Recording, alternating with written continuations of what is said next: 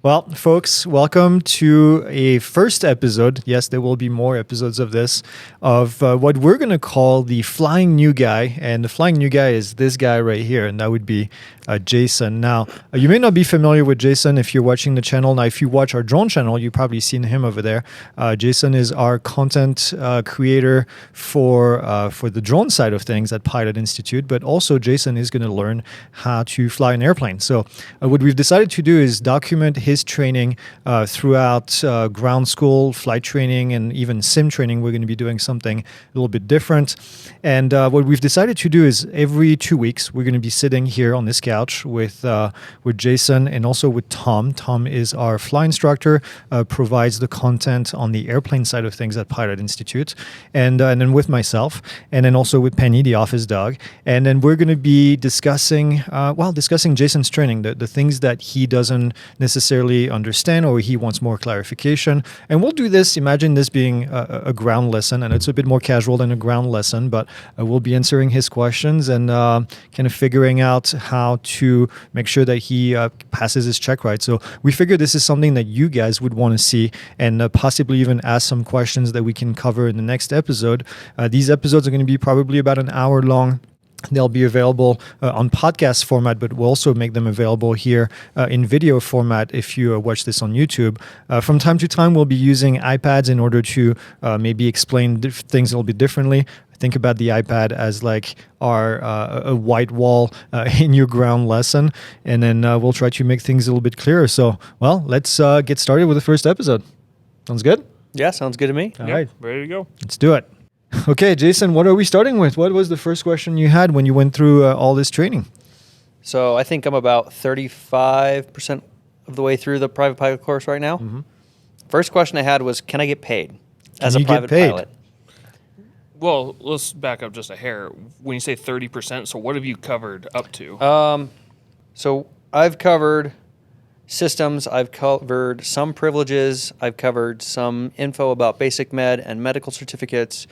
Did you get to the regulation yet? Nope. I am into weight and balance. I'm into, I just finished the aeronautics section.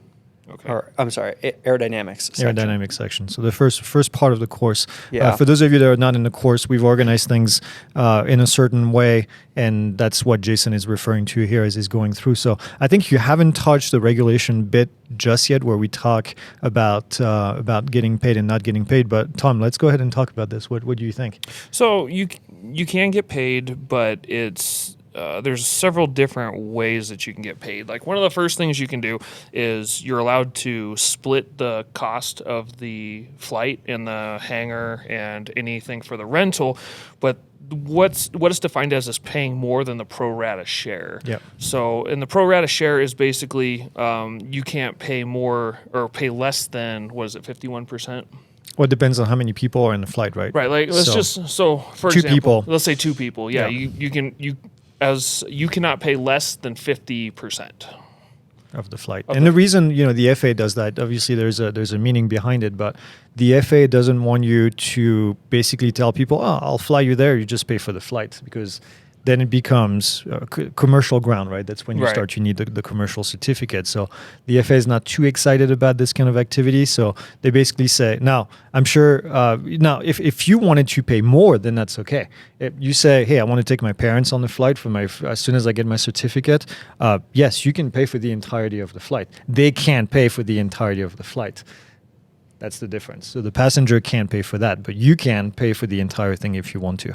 So there are some weird rules about what you can do and what you can't do as a private pilot. You can use it if it's related to your job. Let's say that you buy an airplane you're a doctor, and I like using that in the course. You're a doctor and you want to go from point A to point B to go visit a customer or whatever you call them. Incidental to the business. Yeah, incidental to the business. So if you want to go and visit your patients, then you would be able to do this and use the drone as part of the airplane as part of your business, because now it's incidental to the business. Now, if somebody said, hey, Jason, I'm going to hire you to be our pilot to go from point A to point B as part of the company, And we can't do that because now you're not acting, you're acting as an actual pilot. That's your title. You can't do that with a private pilot certificate.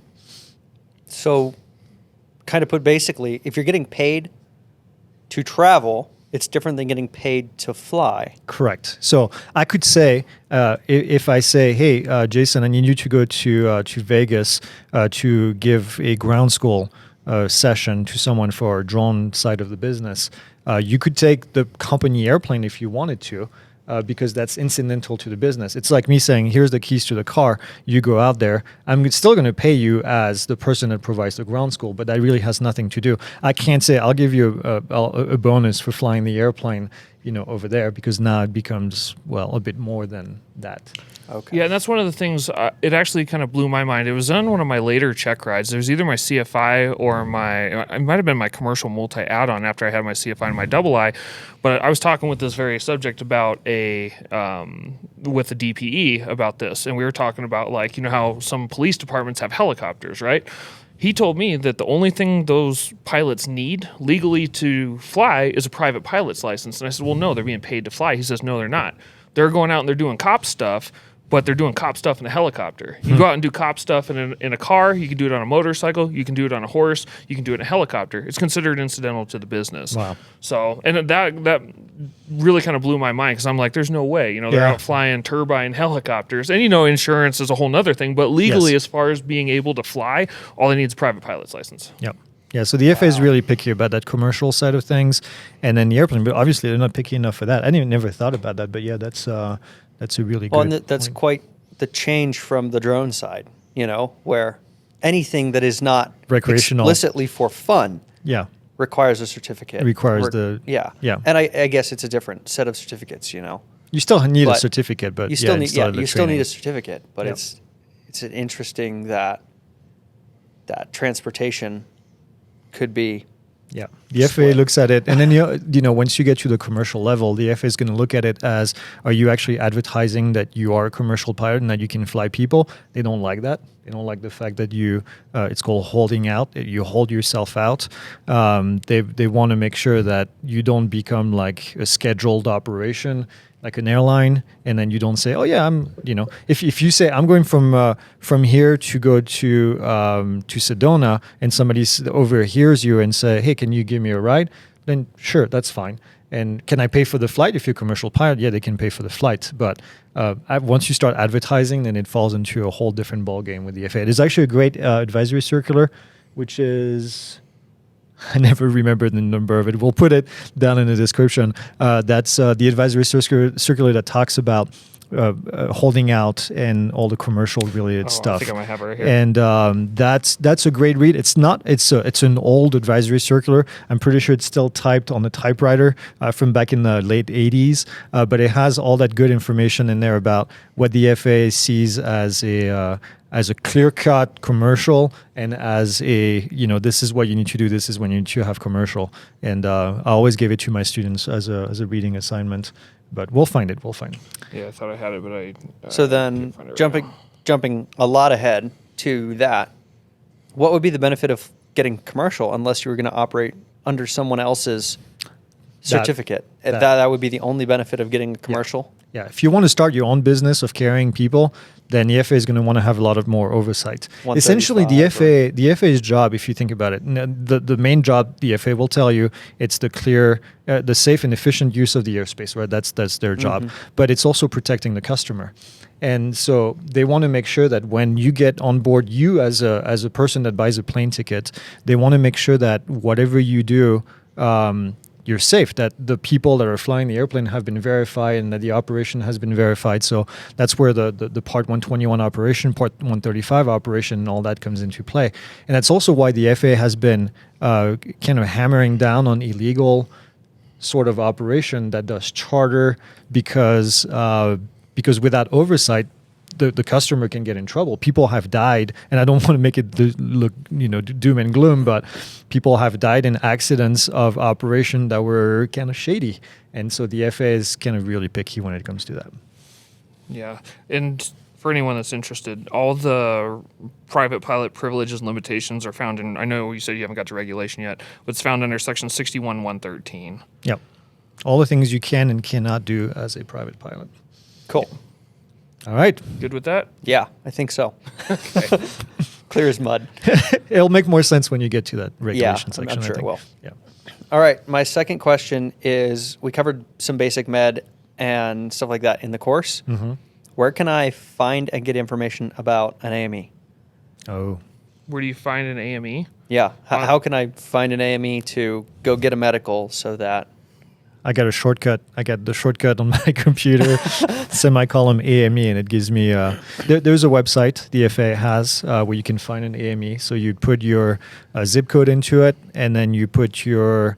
There's different designations, but I think you don't click anything on there. Actually, you just, and we'll put the page here playing in the background so you can see it for those of you that are watching on YouTube.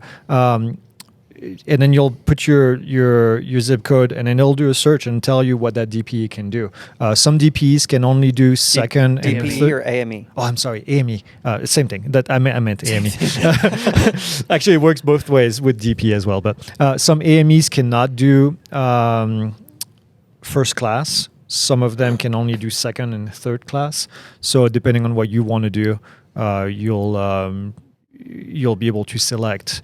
I recommend, not to you necessarily because you don't want to go to the airlines that I know of, but if you want to go to the airlines, I always recommend that you get a first class medical certificate. Even though you're not going to need it for a while, make sure that you qualify to get a first class medical certificate.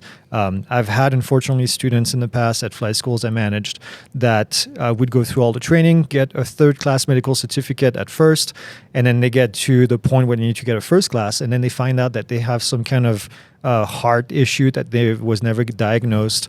The AME finds that out, and then you're out, and you spend all that money on training, and you can't become an airline pilot. So that's probably your first step, actually. Get the medical certificate so you make sure you qualify. Don't spend any other money, maybe on ground school, because that's rather cheap in the grand scheme of things, and then you'll be good to go. Yeah, if you go use your favorite search engine, you just type in, like I just did, which is FAA AME. The top one takes you right to the FAA website, which says search for an aviation medical examiner, and then it's really just like kind of like what you said. You put in your zip code, and then it'll tell you who's in the area. There's a bunch of mumbo jumbo with search terms and different fields. Don't put anything in there. It always confuses people, and then you'll find someone. Yeah. Cool. And so that, you kind of led into my second question, which was, I don't want to go to the airlines. Yeah. So which one should I go for? Probably not a class.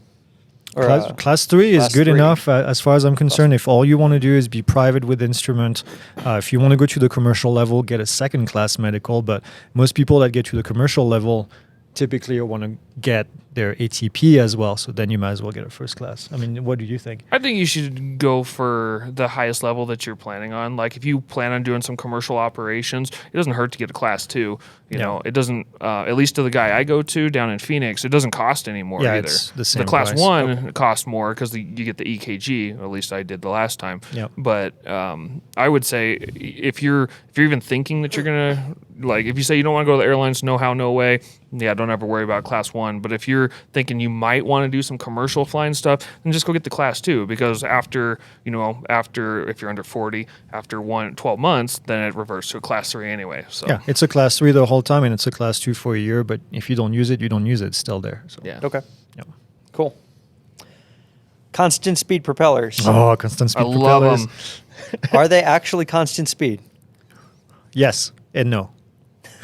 Are So we talking about single engine, or are we talking about twins? Single engine. Okay. Specifically in the course, constant speed propellers are talked about. And So- it's the reason it's called a constant speed propeller is because once you set the speed of the engine, the RPM, using the blue lever, there's a mechanism inside of the propeller assembly, which is called a governor. And the governor is going to maintain that RPM that you requested. So here's the big difference, right? You're sitting in your airplane and single engine, non-constant speed. Okay. Fixed pitch propeller, it's called. Yep. And you pull on the flight control. And as you pull on the flight control, the propeller is going to start to grab more air. It's going to do different things, and the engine is going to start to slow down. RPM is going to decrease. Now, if you do the same thing in a constant speed propeller aircraft, as you pull back, what the governor is going to do is going to start to sense that the engine is slowing down. And as it does, it's going to change the pitch angle of the blade of the propeller.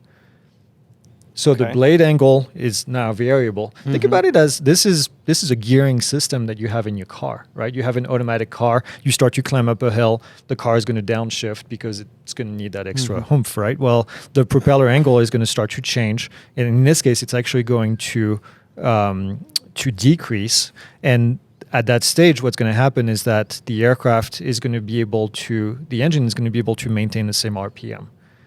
Constant speed propeller means the speed of the propeller is going to remain the same. Now, to a certain limit, at one point the governor just can't do it because there is a limit to the blade angle, right? But in most cases, what happens is if you're in cruise and you need to climb up 100 feet because you lost 100 feet in a constant speed propeller aircraft, as you pitch back a little bit, then the RPM is not going to change. You'll be able to go back up. You're not going to change anything. You're just going to pull back. And then all that the engine is going to do, the governor is going to change the blade angle to make sure it's all nice and smooth. And that happens very quickly, so you don't ever hear the engine changing. But if you pitch down like crazy or if you pull back like crazy, eventually it's going to reach its limit. And the reason I said it's not entirely constant speed is because you can still change the speed of the engine by moving that blue lever.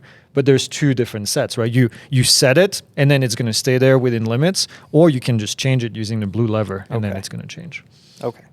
Cool. But the one thing I found that flying the constant speed propeller, which the only constant speed propeller I've flown was when I was doing my multi-engine training, it does not take much to start getting those RPMs to drop. So when you start actually flying the constant speed propeller, like we're talking about this Diamond, if you just grab that blue lever and you pull it back halfway, it's not gonna be a good day. Yeah. So you want to, like the first time you do it, you want to very slowly pull that back because I mean it was like a quarter of an inch for me to drop 200 RPM on the multi that I was flying. What was that? What multi? It was a Seminole. Seminole, yeah. Yeah. The cool thing about it is that you get much better performance because now instead of being stuck with one blade angle on one propeller, you have an infinity number of blade angles that you can use. So for takeoff, you can go with a very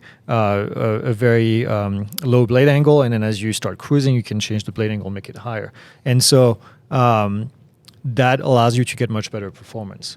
It's more complex. Like he said, there is things that you have to do in an order in which you need to do things. So if you add power, you're always going to go from the right to the left. And if you reduce power, you're going to go from the left to the right.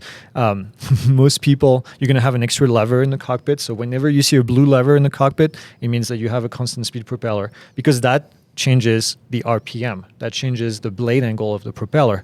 And then you have a throttle, which changes the amount of your manifold pressure. Yeah, manifold pressure, which is the amount of suction that gets into the engine, or the lack of suction that gets into the engine. So it controls how hard the engine works. Yes, and when you pull back on that blue lever to start to decrease your RPM, your manifold pressure will increase, which is why there's a specific procedure left to right and right to left to make sure that you don't overdo your manifold pressure, which could damage the engine. Yep. So it's all about, I always tell people, it's like if you go swimming, right? You go in the water and you put your hand down like this and you try to grab as much water as possible. Now, if you're a good swimmer, that's actually a good technique, right? You grab as much water as you can. But can you do that and then spin your arm as fast as you can? Not really, right? Because eventually your engine is going to give up. Your heart is not going to be able to do it. So that's the same thing with the blue lever and the black lever. If you put it in a position where you need to grab a lot of air, and you also ask the engine to work as fast as it can, something is not going to work. So the order in which you move these levers, you have to be careful because if you have a lot of manifold pressure in there and then you start to increase that blade angle, then you're going to be screwed because you're going to screw the engine. So before you go around, you always go mixture, prop, throttle. And when you reduce, you go throttle, prop, and then mixture. So there's an order in which you do things. You get used to it, I hope. Yeah. Constant speed propeller is fun, but they do work differently. And I know this is for single engine, but in a single engine, it's trying to push the, there's a spring that's pushing the prop to the smallest angle of attack as possible. Yep. Because if you lose oil pressure, which is generally what's pushing what you're changing the pressure to modify the angle of the blades, what's going to happen is if you lose your oil pressure, it's going to push you to the smallest angle of attack, so it turns into a constant speed propeller. In a takeoff position. Or a fixed pitch propeller. Fixed pitch propeller in a takeoff position. Because if you lose, you don't want it to go to full feather, because then your full feather is where the blades are completely like horizontal. Where the engine stops. Yeah, which is what you have in a multi-engine, because the windmilling, when the prop is just spinning, that is a ton of drag. So in the multi-engine, you have another engine. So you want that blade to feather, so it's less drag, so you can fly further on one engine. But in a single engine, you want the smallest angle of attack on that blade, so it acts like a fixed pitch propeller. I know. So that's fast. Fixed pitch propeller. So you can, so it's you don't overstress the engine. Yep. Okay. It'll make more sense. This is always tough for private pilot. And I'm not going to lie, when I was a student pilot, that stuff never made sense. Now, we've made some really cool animations for the commercial course. I will put some of them as we're talking about this in the background, because this is something that I always had a hard time explaining to students. And I remember at the previous university where I was at before, one time being in the classroom, and I had given one student just the right information, and I could see in her head, actually, she looked at me and she was like, I get it. It's like something had clicked. That missing piece was in there. And I was like, this was a commercial pilot ground school. And she had gone this whole time without understanding. And then all of a sudden it was like this thing, it just made sense. It was the fact that the governor is connected to the engine. The governor rotates with the engine. As the engine slows down, the governor slows down. And it has a bunch of moving parts in there, flywheels, blah, blah, blah, flyweights. And that's what was missing for her. The fact that it was connected directly to the engine. And I just loved it. I went home and I was like, yes. Yeah, after I drew it for about the 30th time, that's when I understood. Yeah, well, those animations that we made, I asked the animator specifically to do those animations because I knew that was going to work in 3D and it was going to be able to explain it. So, all right, next topic. All right, ELT. Oh, ELT. Who comes looking if it activates? And someone, hopefully. Right. Is there a membership like you have on emergency GPS for hiking, biking, outdoor stuff? Like I have a Garmin InReach. You can pay for it's a rescue subscription. It's not insurance, but something like that. I think that broadcasts on the same frequency, actually. So the ELT sends a signal on 121.5, which is the emergency frequency, and then on 243.0, which is the newer frequency. And then isn't that the one the military monitors? Well, it's both now, I think. And then 406 megahertz, which is the newer frequency. And depending on what ELT you have. And what it does is it sends a distress signal. And who comes get it? I'm not sure entirely which agency it is, but search and rescue of sorts. I know this in helicopters. Yeah, I'm not quite sure either. That's a good question. We'll have to do some research into that and figure that one out. But that's my understanding as well, as it sends out a distress signal, which I believe is read by ATC towers, and then they'll start. Yeah, everybody monitors that frequency that's in that area, so they'll be able to tell something went down. Now, the cool thing about that ELT is that it's kind of G-force activated. So if you do a hard landing, technically you could start the ELT. But if you do a really hard landing, obviously like a crash landing, then that would go off. If it's not destroyed, but these things are built really, really strong. So. But that's a good question. Like, who comes and gets you? I don't know, actually. I don't want to know. I don't want to find out. But I don't want to find out. It'd be good to know. Find out via Google, not via testing. Not via testing. Right, yeah. That was a good one. Yeah, we'll have to look into that and provide some updated information once we get it, because that is a good question. Yep. All right. Can I fly at night as a private pilot? Or is that another endorsement or something like that? That's actually a common question we get a lot. In Europe, you can't. You have to get special. But in the US, yes, you can. You'll be getting all the training. You'll be doing solo night flights. You'll be doing solo? Wait, in private? Shit, I don't remember. I'm not sure. I thought it did say something about that, but Well, you have to do touch and goes for sure at night. You'll definitely be doing new dual training. Yeah, you have to night. do a night cross country. I remember that. Yeah. But I don't think you have to do a solo. So You can fly solo at night, like while you're doing your flight training, but that is actually an endorsement. With a special endorsement, yeah. I knew there was a special endorsement. Yeah, so generally most of the solo training is done during the day.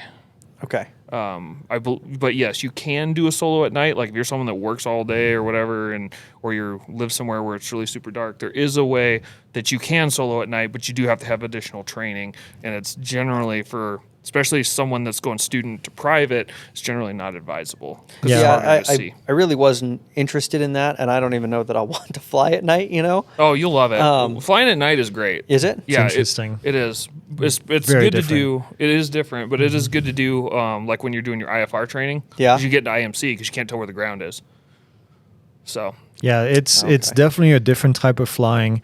I would recommend people, we always tell people stay current, do all these landings and everything.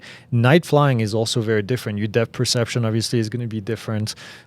Your landmarks are going to be different when you do a cross country.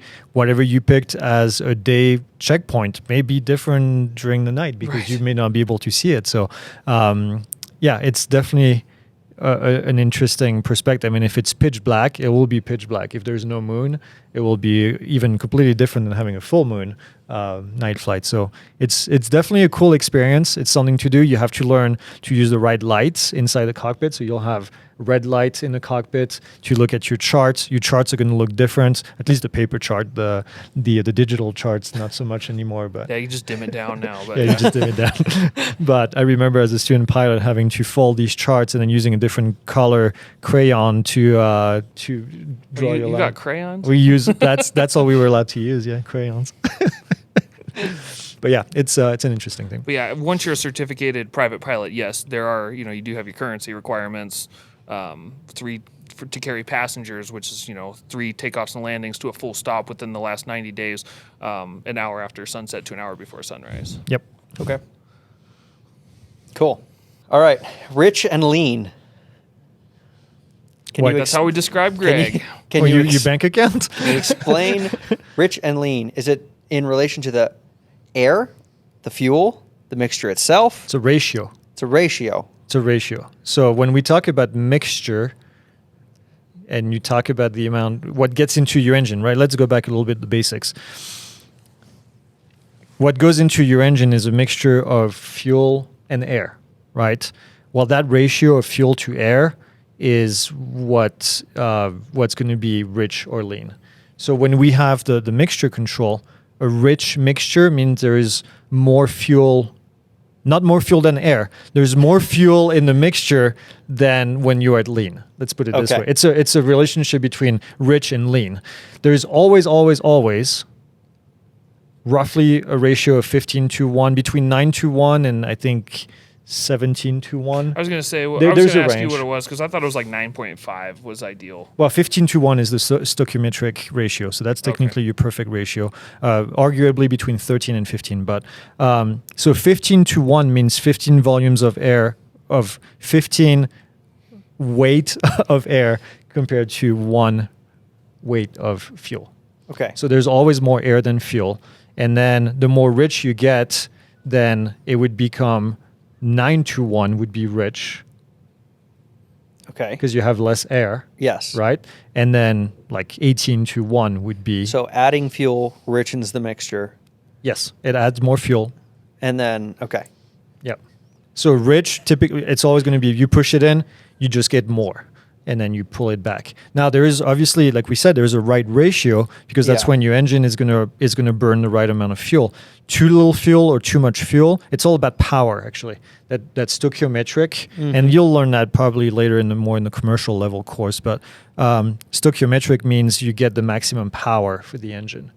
And so you'll learn to lean the engine, and that's a leaning procedure, which means that we're going to go from full rich or pretty rich, and then start to remove some of the fuel in order to get it at peak. And peak can be calculated a lot of different ways, with temperature, with RPM, Right. depending on your how complex your aircraft is. So you can look at the cylinder head temperature, you can look at the exhaust gas temperature. And then, or you can just look at RPM. And when I flew the Piper Warriors, we didn't have really fancy gas temperature or anything. So you would just lean to RPM. So you'd lean, and then you'd get a peak in RPM, and then you lift it, and that was it. That was your best performance. So your peak in RPM is actually like you're watching the RPM Gauge. Yeah, the gauge. And we're talking about a fixed pitch propeller, not a Oh, yeah. constant speed propeller. But you're just watching that to see when it kind of bumps up and then comes down. Yep. And there's not a perfect. You're not looking in your POH for a particular number on the RPM there. No, You're just there is a looking- technique. So Okay. you'll follow the technique. And like I said, it's kind of different for every aircraft. But some of them you're going to look at peak EGT, exhaust gas temperature, and then that's your thing. So in the Cessna, typically you're going to go and get what you think is the right amount of mixture, and then you're going to start to churn. It's a little knob that you can churn, and it's pretty precise. And then you'll get to that. And then typically people just do that, and then they put it in a little bit more back in, and then you're at peak. Yeah, I've been told to spin it backwards until the engine starts to run rough, Yep. and then you go forward. Yep. I don't like making the engine run rough, I know. so I just go to peak RPM. And usually you can even listen to the engine, and you can hear you'll start to hear the RPMs increase. Yeah. But I like to go to max RPM, which is usually.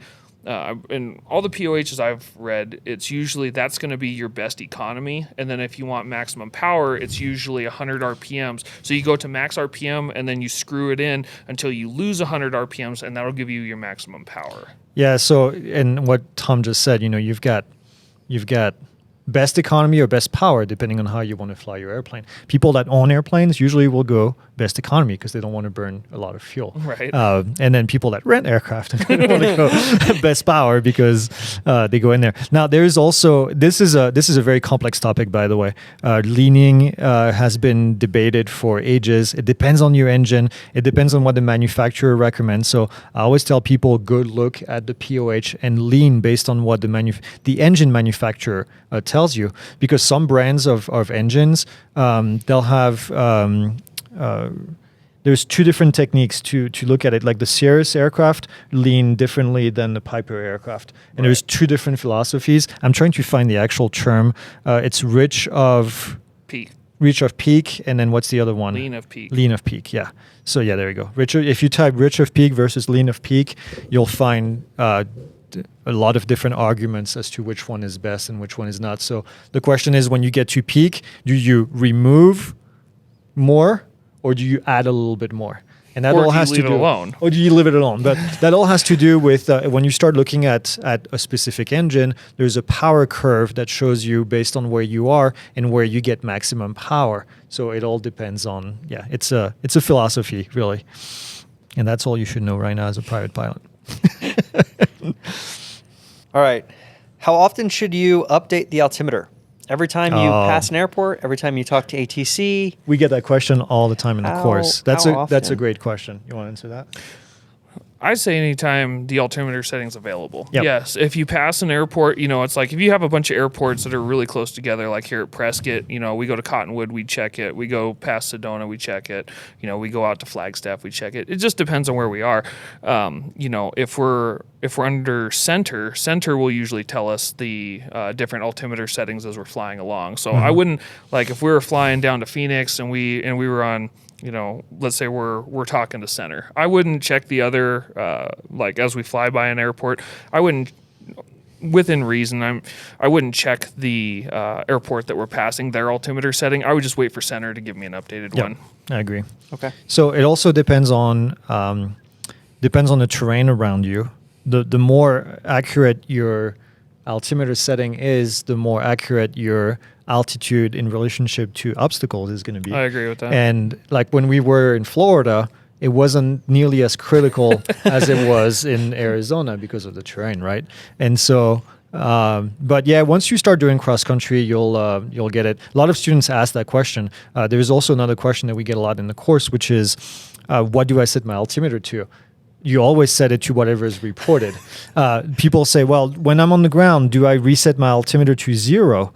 And the answer is no, because you would be on a completely different reference than somebody else that came from a different airport, right? It may work in Florida because everything is at sea level, but once you start getting to different altitudes, so imagine being in Prescott at 5,000 feet and you set your altimeter to 0 as soon as you take off. you'd have no idea. You're reading AGL instead of MSL. AGL from the airport. Reference point, From the airport, from where you set it to 0. As soon as you go over Granite Mountain, which is around the corner, AGL is no longer true. Yeah. So you'd only would know if you stayed in the pattern that when you touch the wheels, it's going to show 0 on the altimeter, which is not good.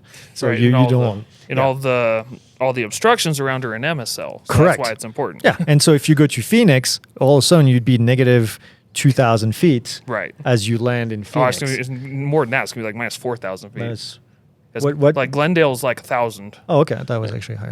I did too. So- I guess that hill on 17 is really big. It's really big, yeah. Yeah. So, but yeah, that's your answer. Okay. And this is something that happens a lot. You just reset it. It's usually minor adjustments. Sometimes it helps you get back on your altitude.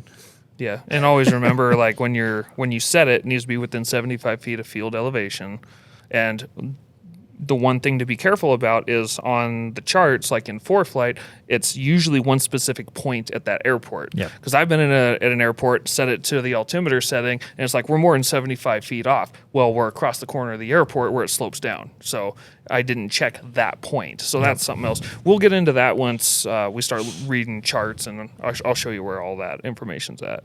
Okay. All right. Is the datum for all aircraft for weight and balance the same? No, it's not. I can probably name you like 5 different datums. One of them on the Diamond, I think on the DA42, it's like X number of inches in front of the furthest point of the leading edge of the front wing. No, that's the Cherokee or the Archer. I Is know it the Archer? The Archer's It's like that. too? Yeah, Yeah, I it's- remember that. It's something weird like that. Yeah, and some of them are the firewall. Some of them is the tip of the propeller cone. Some of them are the leading edge of the wing. So it all depends. They're all different. It doesn't matter, quite frankly. As long as it stays the same throughout all your calculation, as long as everything is measured from that point, it doesn't matter, because what you'll get is a limit, a forward limit and an aft limit of the CG based on that. So as long as everything is measured from that point could be 200 miles away. You'd get 200 miles and 5 inches from it doesn't matter. Yeah. And for whatever the defined datum is, your POH is going to give you a range from that defined datum, correct? Yes. So if the POH defines the datum as the firewall and you do all your calculations, your range of CG is going to be in that same thing too. You're not going to have to you're not going to be given 2 datums for a single aircraft. No, Okay. There's only one. And then what you'll do is actually the POH is going to say the front passenger is X number of inches from the datum. So, and then the rear passengers is X number of inches from the datum. So you'll do all your math based on that. You don't even need to know where the datum is located, quite frankly. Yeah, it doesn't really matter, because you're going to, you'll have, generally in the POH, you'll have a weight and balance sheet that you're just going to fill out, and it'll tell you what the acceptable limits are. And there's usually a little graph that looks almost like a horizontal stabilizer, and then you just plot your points in there, and then you'll know if you're within the center of gravity, or if you're without, or if you're outside the center of gravity, if you need to add a ballast to the back, I've been looking at the Diamond, and with you and me in the front, we're going to have to put 50 pounds in the very back just so we're within limits. So, usually you don't worry too much about the datum. Where it is kind of irrelevant, because you get all the data regardless. yeah, you're more concerned about your weight and your center of gravity. Yep. Cool. Is that it? That was it. Yeah. Hey, I think that's a wrap for the first episode. So what we'll do from here is we'll keep doing these. Jason is continuing to do his training. If you have specific questions that you would like to hear us talk about, then put them in the comments. What we'll do is we'll go through them, and then we'll add them, possibly if they're good, we'll add them to next week. Or 2 weeks. Every 2 weeks we're going to publish that, and then every other week when we're not doing this, we're actually going to do a live Q&A with me and talking and answering your questions. So even if you want to bring those questions to the live Q&A, make sure you let us know. That's going to be on Tuesdays every 2 weeks. So that's a wrap. I think did we answer all your questions? You did so far. I'm sure I'll come up with more. Did we get you more confused than before? I don't think so. Okay, well that's good. That's the paid part maybe a little bit, but I'm just going to worry about not getting paid right now and completing the training. Yeah, don't get paid. That's as a private pilot, that's probably your best thing, is not to worry about getting paid. Yeah, you're just learning. You don't want anybody paying you for anything. So, yeah. I would agree with that. Just Yeah. focus on your training and learning, and once you get commercial, then you can get paid. That's right. That's right. All right, folks, that's a wrap. Thanks for watching. We'll see you in 2 weeks.